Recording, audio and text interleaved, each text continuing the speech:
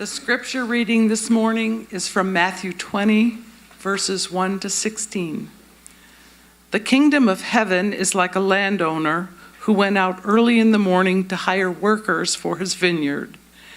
After he agreed with the workers to pay them a denarian, he sent them into his vineyard. Then he went out around 9 in the morning and saw others standing around the marketplace doing nothing. He said to them, "You also go into the vineyard, and I will pay you whatever is right." And they went. Again around noon, and then around 3 in the afternoon, he did the same thing. Around 5 in the afternoon, he went and found others standing around, and he said to them, "Why are you just standing around here doing nothing all day long?" "Because no one has hired us," they replied. He responded, "You also go into the vineyard." When evening came, the owner of the vineyard said to his manager, "Call the worker and give them their wages, beginning with the last ones hired, and then finally moving on to the first." When those who were hired at 5 in the afternoon came, each one received a denarian. Now, when those hired first came, they thought they should receive more. But each of them also received a denarian. When they received it, they grumbled against the landowner. Those who were hired last worked 1 hour, and they received the same pay as we did, even though we worked the whole day in the hot sun. But he replied to one of them, "Friend, I did you no wrong. Didn't I agree to pay you a denarian? Take what belongs to you and go. I want to give the one who was hired last the same as I give to you. Don't I have the right to do what I want with what belongs to me? Or are you resentful because I'm generous?" So those who are last will be first, and those who are first will be last.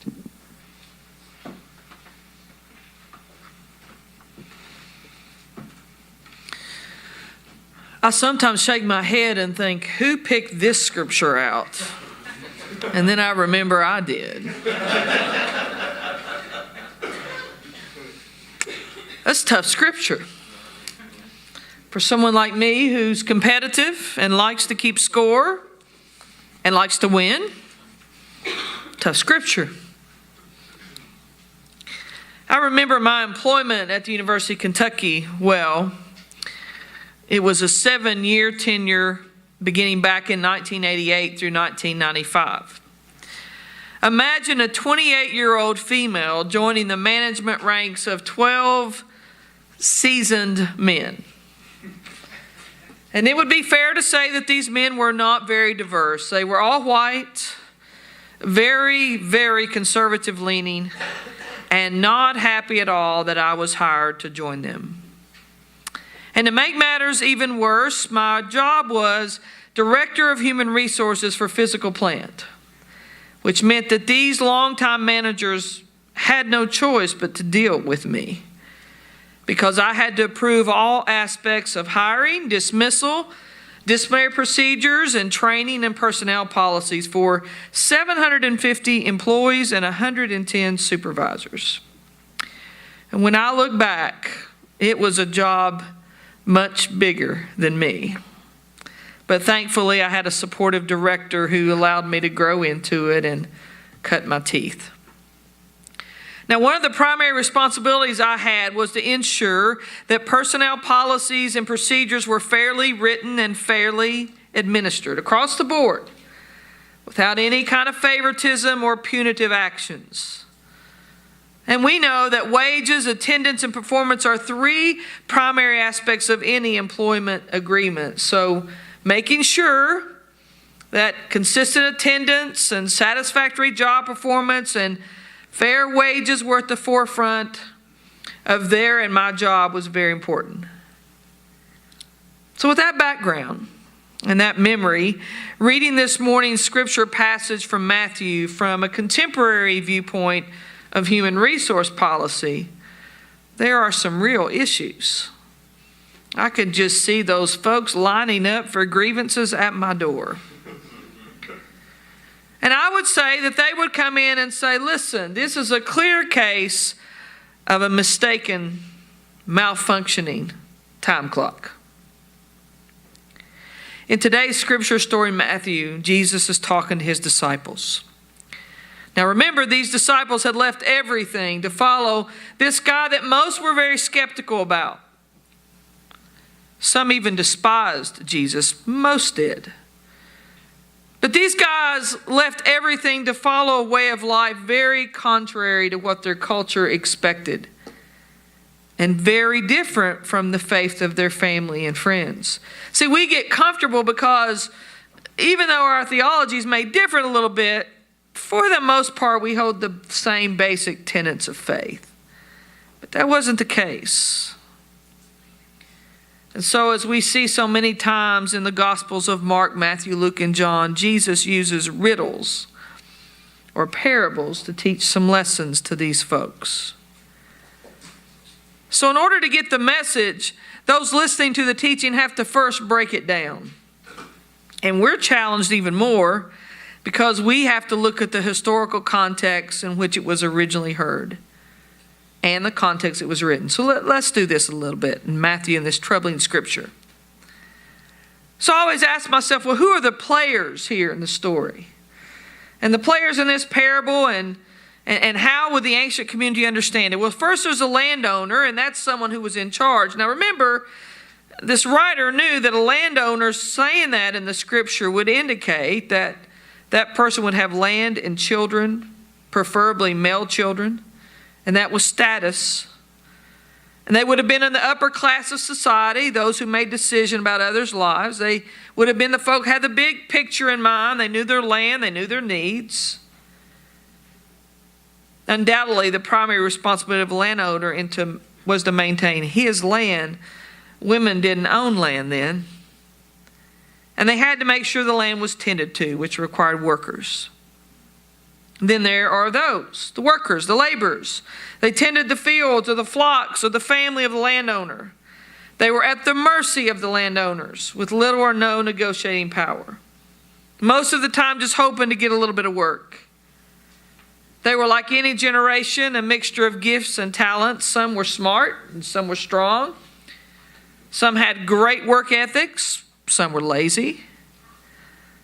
They were, no doubt, a variety of ages and gender and sexuality, even politics and religion. Their diversity much like ours. And then finally in this parable, there is the middleman, the manager, in charge of following the instructions of the landowner, specifically as it related to paying the laborers at the end of the day. So here they are in this story. A landowner needing workers, laborers available for work, and a manager serving as the gatekeeper at the direction of the landowner. Now, for our purposes, we would be the laborers in this story, available whether we recognize it or not for God's work. So you heard the story as Lynn read it. The landowner goes to the marketplace. But notice our scripture doesn't say what time he went. And after agreeing to pay the laborers a daily wage, a denarian, they went to work. Went back to the marketplace at 9, and key here saw others standing idle. He instructed them to go to the vineyard to work, and he promised to pay them what was right. Another key word. He did the same thing again at noon and at 3, but then at 5, he went to the marketplace and found still more laborers hanging around. And he asked them, "Why are you standing around idle all day?" And after hearing that they were there because no one had hired them, he sent them to the vineyard as well. Now, I want to see if you noticed any small details surrounding these late hires, but I'll touch on that just here in a bit. At the end of the day, here we come. The landowner instructs the manager, go pay those guys. Bring them all back here and pay them. And then he instructed the manager to pay the one sent to the vineyard last, the ones that had not been hired all day until the landowner found them at 5, he said, pay them first. That should have been the first red flag. Wouldn't you think the ones that have been laboring the longest would get paid first? Fair? Not here. The manager pays those who had only been in the field an hour, and the wage? A denarian, known by the ancient community to be the wage for a full day's work. Well, we can imagine the ones who'd been there all day. I can imagine how I'd feel. Wow, this is a good gig right here. Those folks were in only in an hour and got a full day's wages. I've been here, I don't know, maybe 10 hours. I'm going to get 10 days full of pay. You know, I'll be doing the math.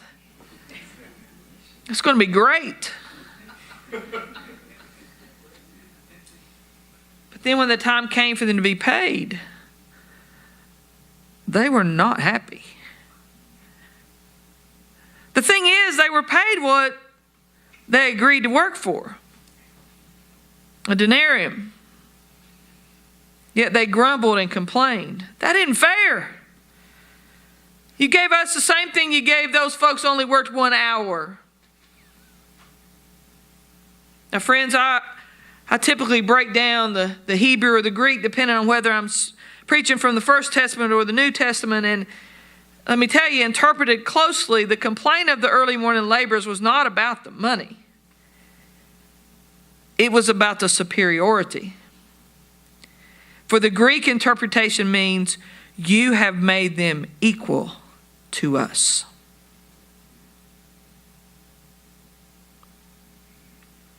You might recall that Matthew's gospel was intended for a mixed congregation that included both longtime Jewish Christians and others who were recent Gentile converts. And further, the value of denarian at this time would place all the laborers among the very poor. So there would have been those here in this teaching that thought they were superior. It was not always kumbaya between the Jews and the Gentiles. They had very different ways of believing and worshiping. There is so much to this parable about who's in and who's out, what's fair and what's not, whose labors are useful and how that's measured. And we could give focus and spend a sermon on every character in this parable. To the early risers who spent the whole day working and now they felt unfairly compensated because their focus was to compare their wages to someone else rather than accept with gratitude the wages they were promised. We could focus on the manager who seemingly followed the landowner's instruction without offering any commentary. Did he agree to these new pay guidelines? Or was he blindly following the establishment in spite of what he believed to be fair? We could focus on the landowner. Hero to some, zero to others. That happens a lot, doesn't it? We go from hero to zero pretty quickly, depending on who's holding the measuring stick. To the last ones hired, the landowner was a hero. To the first ones hired, he was a zero. Unfair not because he failed to compensate the first hired what he promised them, but their unhappiness because they felt the landowner owed them more, based on what he paid the ones who only worked an hour. If we can, for just a couple of minutes, let's give focus to those folks, the ones hired latest in the day. Imagine, if you will, how they must have felt. While the other laborers had worked in the vineyard in the heat, these laborers had spent the best of a full day in the same heat, waiting, hoping, wanting to no avail. They, the poorest of the poor, were ignored and seen as having no purpose. Again, we must remember that in this ancient community where this story is in context, things were really in flux about Jesus. Most folks didn't buy into the Jesus movement. And for those that did, they were jockeying for who was in and who was out, for who was important to the cause and who was expendable.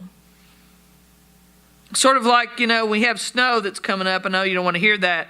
And I love it, you have these things on the TV that say, if you're an essential personnel, and I always think, how does that make you feel if you're not one of those? So there was this jockeying about who was essential personnel and who could just sit it out, for who should serve and who should be served. It was a real game of setting up this new religious hierarchy, which, by the way, was one of the things Jesus challenged over and over again. So in this jockeying for first place, they would have had a real issue with this message of diversity and equality.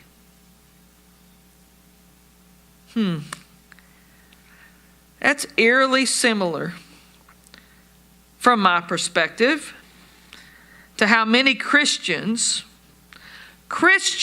react today when those of us committed to social justice call for borders to be widened, health care to be expanded, different paths to the holy to be respected, and civil rights to be radically interpreted.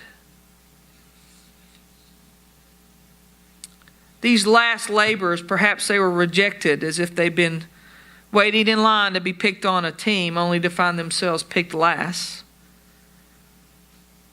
And yet, they were treated the same as the stars of the vineyard fields. This example of God's radical inclusion, this idea that all are equally deserving of the gift of God's grace and love and mercy, that all are needed, that all are valued. My friends, the point here might well be that God does not will for anyone's life to be wasted, but instead for all gifts to be used to create God's vision for our world. So as the landowner, the one with the really big picture, remember the scripture started out, the kingdom of heaven is like this. God with this big picture extends the invitation indiscriminately and repeatedly in order to gather as many as possible in life's fields of hope and love, fields of justice and peace, fields of opportunity and value. God needs every single one of us, whether we got here early or whether we're going to come late. I get it. I get that our country's based on a capitalist society, on the premise that if you make the right decisions and work hard enough, then you should be able to take care of yourself. That's the age-old argument that we see played out in civic halls and legislative chambers all across our country. And yet, I would invite us as people of faith to listen and learn from this parable, which seems to me to be calling us to do what is right, not equal. And that is a difference we should pay attention to. And we should hold our leaders accountable for doing the same. Because here's the reality. God's economy of fairness, it ain't ours. Far from it. The lessons in Scripture, if we read them carefully, and if we're willing to really look at them, God turns the status quo on its head over and over again, giving lessons that the last shall be first, the first shall be last, that the latecomers to the journey of faith, this one's tough, they're going to enter the same eternity as the cradle believers who never professed doubt. That's tough. I've been at the bedside of folks who weren't very nice folks in their life. Diane, I'm sure you have been too. On their last hours out of the world. And they say, okay, help me pray. And you do? But is there just a little human part of you that says, darn, this life of faith was hard? And they get to go the same eternity I do. And they had a big time in life.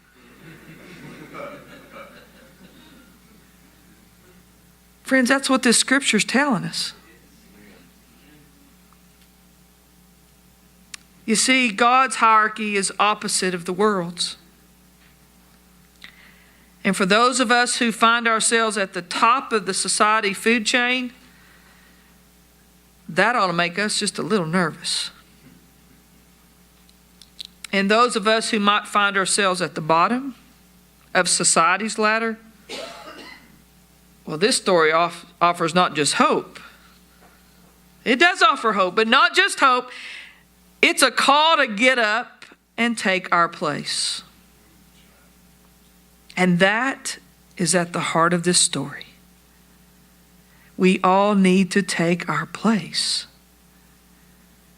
To not allow the gifts of our diversity and the very, very precious gift of life to be idle. We're called to look at one another as God does. And to see not in this story a mistaken time clock, but a lesson of inclusion. And a call to recommit ourselves to the work needed to ensure that no one is left out. And no one's gifts are idle. And that journey, my friends, begins with each of us taking our place in the field, no matter when we got there or how we got there. But taking that place and bringing others along with us. Oh, back to that little detail. Now remember, they told the first ones nothing. They told the second ones, I'll give you a denarian. Then they went back, right? 2, 3, 5, during the day. And we're going to pay you what is right. What did they promise those who'd sit there all day just wanting to be included, wanting to work? What did they promise to pay them? Nothing. If you go back and read, the parable says that they simply said to them, get up, go to the field. They didn't know they'd be paid anything. But they got up and went. And they received more pay than they thought they would.